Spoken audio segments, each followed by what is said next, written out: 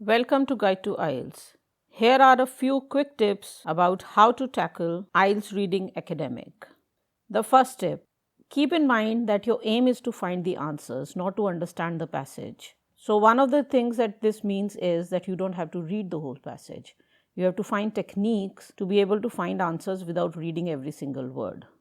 Second, know the question types. Obviously, it comes from practice because you become more familiar with the questions as you practice more. But you need to understand some basic details about the questions.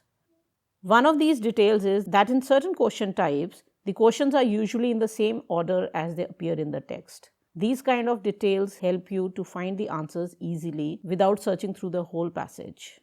The third tip seems very simple, but believe me, I've seen lots of people making these mistakes. Follow the instructions, read the instructions. Sometimes you're given the number of words that you can write in your answer. This is true for both listening and reading, by the way.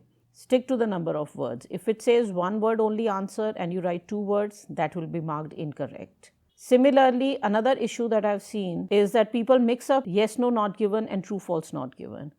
If it is yes, no, not given, the answer is yes, and if you write true instead, that will be marked incorrect. Another similar instruction that is sometimes ignored, you can use one letter more than once. So if your answer has to be in letters, let's say A to E, if it says that you can use one letter more than once, that means if you have already gotten one letter, for example A, as an answer, it could be used again in another question. The fourth tip, don't let the big words scare you. And in extension to that, don't let the difficult topics scare you. Again, the same point applies. You have to find the answers.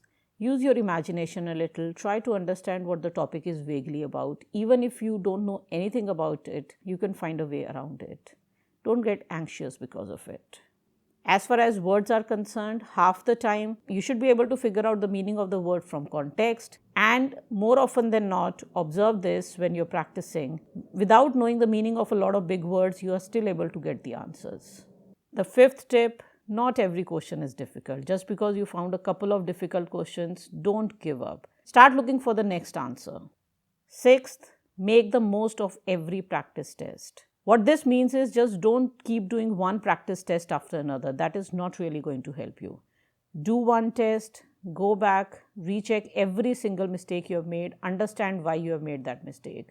We'll soon be doing a detailed video on this. Once it is up, we'll add the link in the description of this one. Speed reading does not mean that you have to read and understand every word. It means you have to get the gist of any text very quickly. Again, this is something you need to understand the techniques of. A video on this is planned, should be up very soon. Last point, keywords are crucial. So keywords is a word that is thrown around a lot, that is mentioned a lot whenever we are talking about IELTS reading. Identify the keywords, scan for them in the passage. Easier said than done. So when I talked about making the most out of every practice test, about identifying your mistakes, one of the possible mistakes is that you get your keywords wrong. So you have to understand how to identify the right keywords. These are a few true, false, not given questions from Cambridge Book 13, Reading Test 1. The words and phrases that have been underlined in red are my main keywords. That is the first set of words that I'll keep in mind when I start scanning for where the answer could be. And the ones underlined in green are the secondary ones. That is, once I've found the location, these are the words I need to keep in mind to figure out whether it is true or false or not given. That's it for now. As I said, the detailed videos for a few of these tips will be up soon, and as and when we keep posting them, we'll keep adding the link in the description of this video. Do like, share, comment and subscribe. All the very best to you.